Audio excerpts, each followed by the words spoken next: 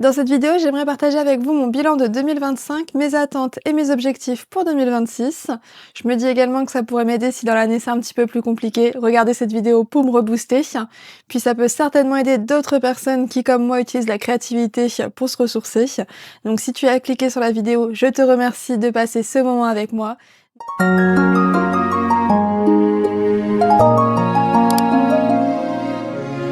N'hésite pas à te préparer quelque chose à manger ou à boire, je ne sais pas combien de temps va durer la vidéo, vraiment le but c'est de vous parler à cœur ouvert. Tu peux également faire ton ménage, faire à manger, faire un projet créatif en même temps. Je pense pas mettre beaucoup d'inserts dans cette vidéo, c'est vraiment pour parler à cœur ouvert. Alors sans surprise, on va commencer par les objectifs créatifs. Alors niveau crochet, j'aimerais apprendre de nouveaux points. Vraiment des points un petit peu plus fantaisie, on va dire. Là, cette année, j'ai fait mes premiers pulls, ma première robe, mon premier sac. Donc là, j'aimerais un peu partir sur de nouvelles choses. Là, cette année, niveau crochet, j'ai appris, on va dire, à maîtriser les points basiques, mailles serrées, bride, double bride, triple bride, etc.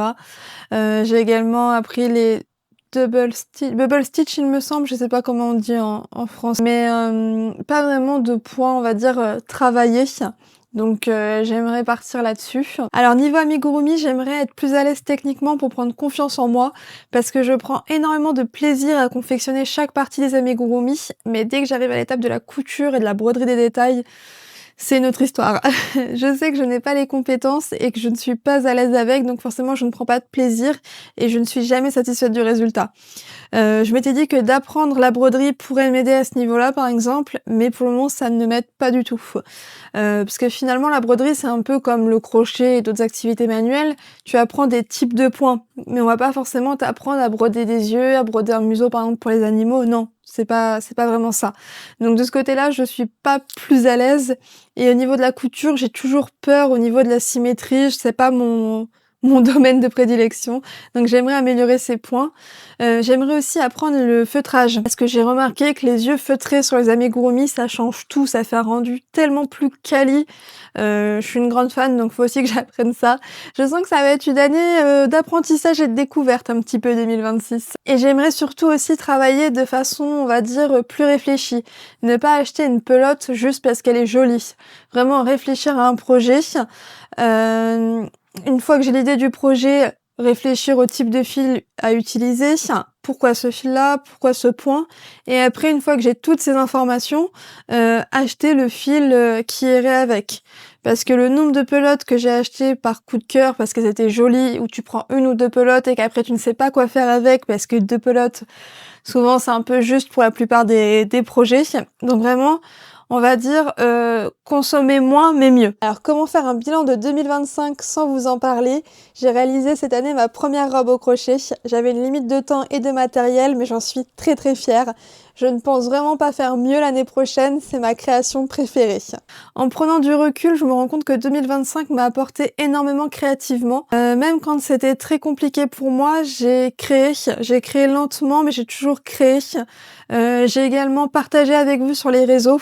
Quand ma vie était compliquée, que la santé n'était pas là, j'avais toujours ce moment tout doux le soir sur les réseaux avec vous, pouvoir partager, recevoir toujours des petits commentaires et des messages adorables. Vous ne savez pas à quel point ça me fait du bien. Donc j'ai aussi appris à accepter que certains projets peuvent être ralentis. Évidemment, les jours de traitement, ce genre de choses, c'est plus compliqué pour moi. Donc oui, je crochette lentement ou des fois je n'ai pas la force de crocheter et c'est ok, y a pas de mal. Je ne peux pas faire partie de ces personnes qui vont crocheter 50 peluches dans la journée. C'est pas possible et c'est pas grave. Donc ce que je retiens de cette année 2025, c'est que même lentement, j'ai continué et j'ai appris et c'est vraiment ça le principal. Certes, je me suis améliorée sur de la maille serrée, de la bride, de la double bride, mais il y a encore un an, pour moi, ça ne voulait rien dire. Donc c'est déjà une bonne avancée. Cette année, j'ai aussi osé tester de nouvelles choses, alors qu'avant, je n'aurais jamais osé. Je me suis toujours dit, non, ne teste pas ci, ne teste pas ça. C'est pas fait pour toi, tu n'as pas les compétences, tu n'as aucun talent entre guillemets, aucun don, donc non, touche pas à ça. au final, cette année, j'ai osé. J'ai par exemple la broderie. La broderie, j'ai toujours rêvé d'en faire depuis que je suis petite, mais j'étais persuadée que c'était pas fait pour moi. Au final, j'adore. Certes, je fais pas des grandes œuvres d'art, mais je passe un bon moment. Je prends mon tambour et mon aiguille, je sais que ça va être un moment agréable. C'est pas parfait, c'est pas... Une fois de plus, on en revient souvent à se comparer à d'autres personnes. Je ne fais pas des choses incroyables, mais ça me détend, ça me fait du bien, et c'est le principal. J'ai aussi osé tester l'aquarelle, j'ai testé beaucoup de choses. Comme je vous disais, je pense que 2026 va être vraiment sous le ton de l'apprentissage. J'aimerais beaucoup apprendre de nouvelles choses, par exemple la couture.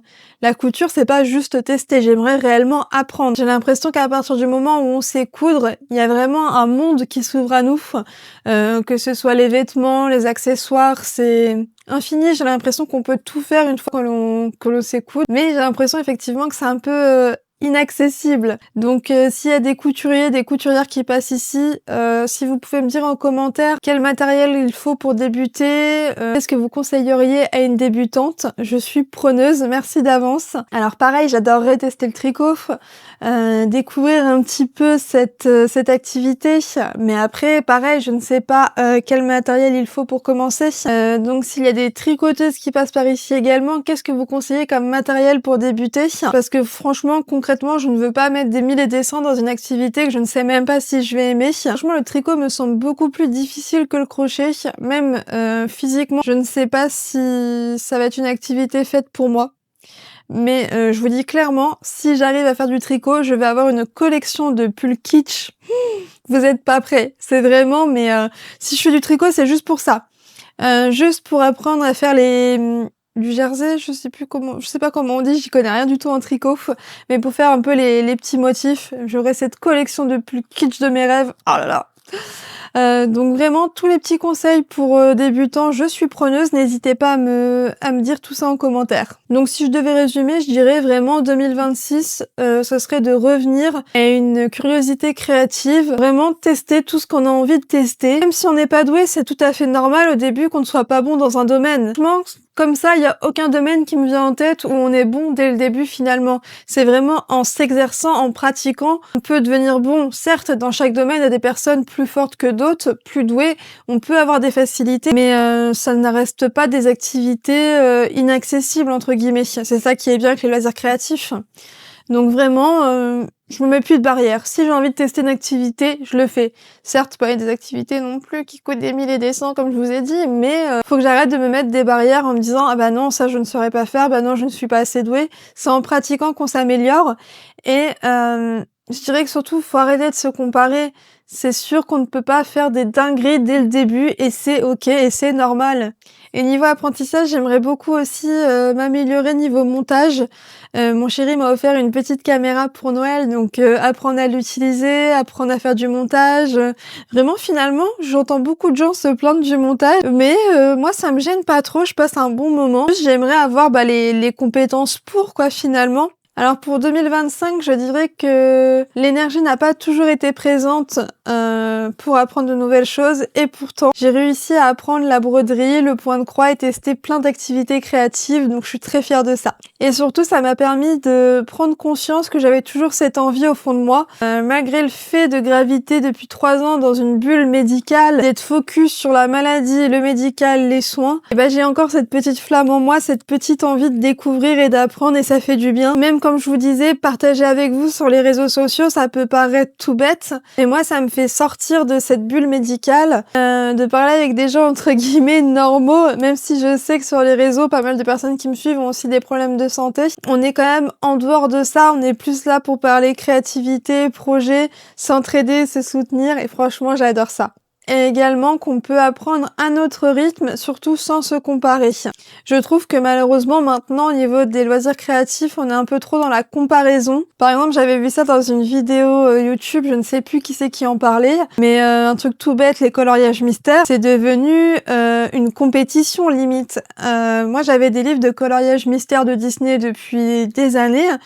Je faisais ça sans pression, je me posais pas de questions. Et c'est vrai que maintenant que je me rends compte qu'il y a tous ces comptes TikTok qui font des lives, des vidéos, et ben on a une sorte un peu de pression en mode faut absolument avoir la bonne couleur, le bon feutre, qu'il y ait pas de traces, qu'il y ait pas si. On perd un peu ce moment détente.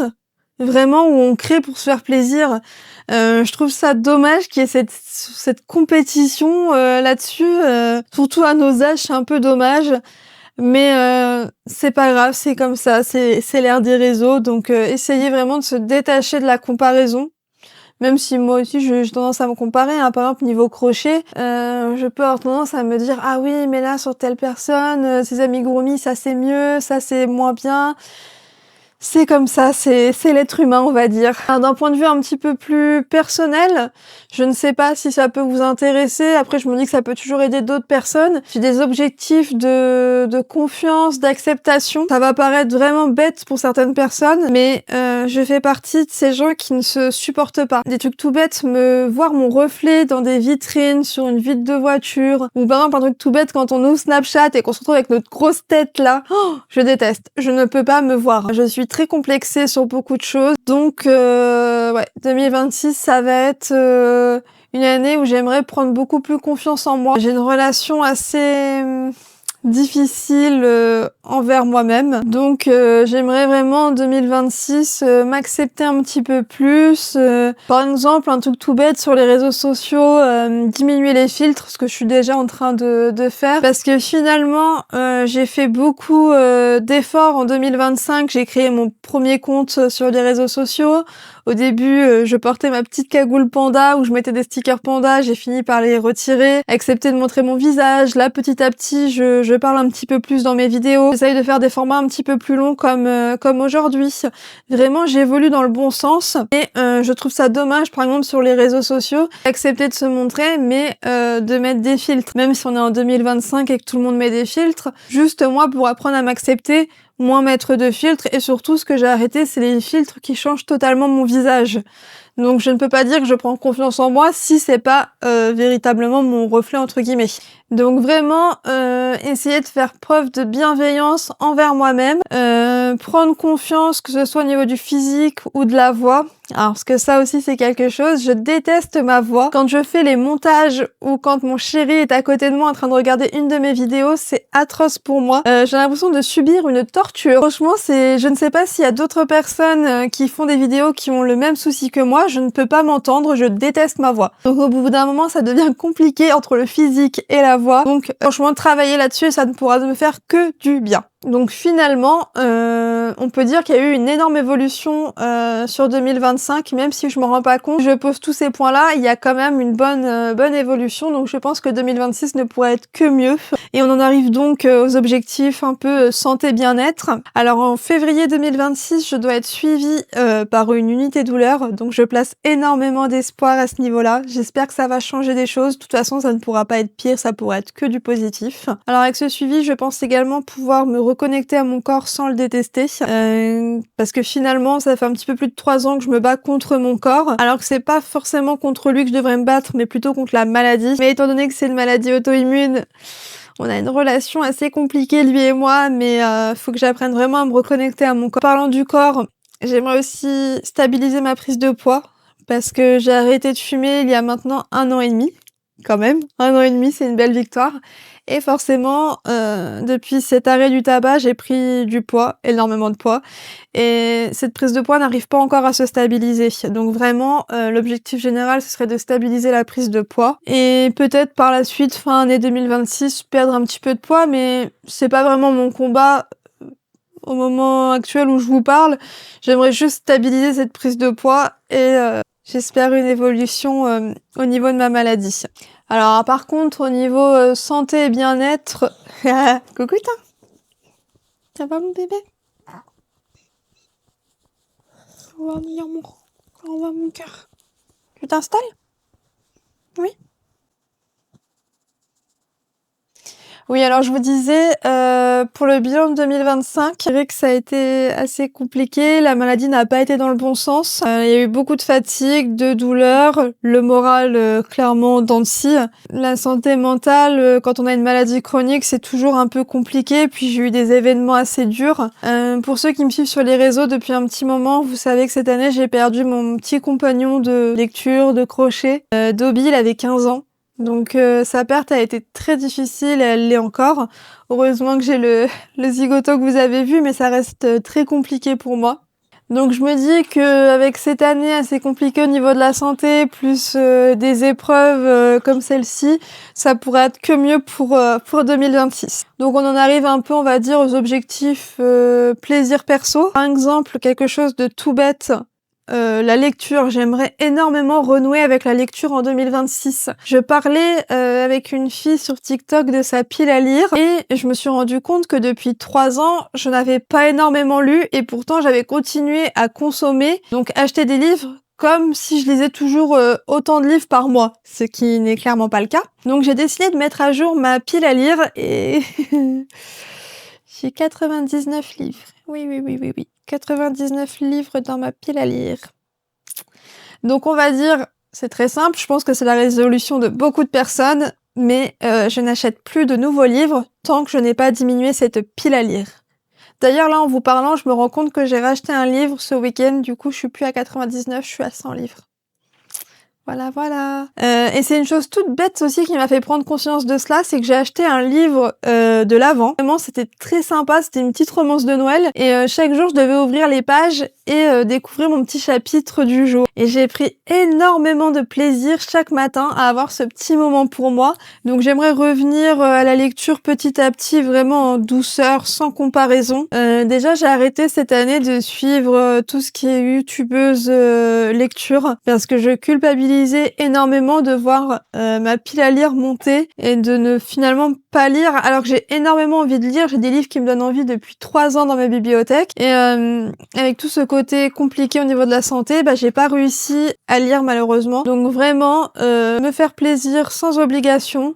Pas d'objectif, vraiment juste ce que je me connais, je suis capable de me mettre des objectifs, par exemple pour lire 5 livres par mois, ce genre de choses, mais non. Donc reprendre la lecture en douceur, sans obligation, sans objectif, vraiment à mon rythme. Attention, te cogne pas. Donc très important, pas se comparer, reprendre tout doucement à mon rythme. Donc finalement avancer dans ma pile à lire, même lentement, sans obligation, sans pression, vraiment que du plaisir. D'ailleurs si ça peut vous intéresser, des vidéos ou des petits bilans chaque mois sur l'avancement de ma pile à lire, il n'y a pas de souci. D'ailleurs ça pourrait peut-être me motiver si on est plusieurs à le faire. Dites-moi si ça peut vous intéresser. Alors je suis vraiment désolée si depuis tout à l'heure vous entendez ces petits bruits de bouche. C'est la première fois que j'essaie de filmer avec le micro, donc je sais pas si ça focalise uniquement sur ma voix ou si vous avez la petite ASMR de mon toutou, donc désolée d'avance, je verrai ça au montage. Après, niveau objectif, je dirais le plus gros personnellement pour moi en 2026, ça va être l'objectif pro. Je compte énormément sur cette reprise en mi-temps thérapeutique pour cette année, en espérant que physiquement et mentalement ça tienne. Je vous ferai certainement des petits updates sur les réseaux. Oh, petit cochon, tu fais dire au tuto. Mais ouais, de toute façon, vous verrez bien sur les réseaux qu'il y a moins de contenu crochet, évidemment, si je reprends le travail, parce qu'il y aura certainement énormément de fatigue, que mon corps reprenne l'habitude. Donc vraiment, l'espoir un petit peu de reprendre une vie normale. Je crois que j'ai presque plus de batterie sur ma caméra. Donc si je devais résumer rapidement et dire quelques mots à la moi de 2026, ce serait de me rappeler que certes, j'avance lentement, mais j'avance quand même, j'apprends, je m'améliore. Et aussi, le plus important, c'est que je fais de mon mieux au vu de ce que je vis, donc c'est le principal, je peux être fière de moi. Alors je sais que 2026 a été compliqué pour beaucoup de personnes, ça a été une année de changement. Il y a eu pas mal d'épreuves pour beaucoup de personnes, donc s'il y avait une seule chose à souhaiter, c'est que 2026 soit plus doux pour tout le monde et surtout qu'on soit plus doux avec nous-mêmes. Je vous fais des gros bisous et hâte de lire vos petits commentaires. Ciao!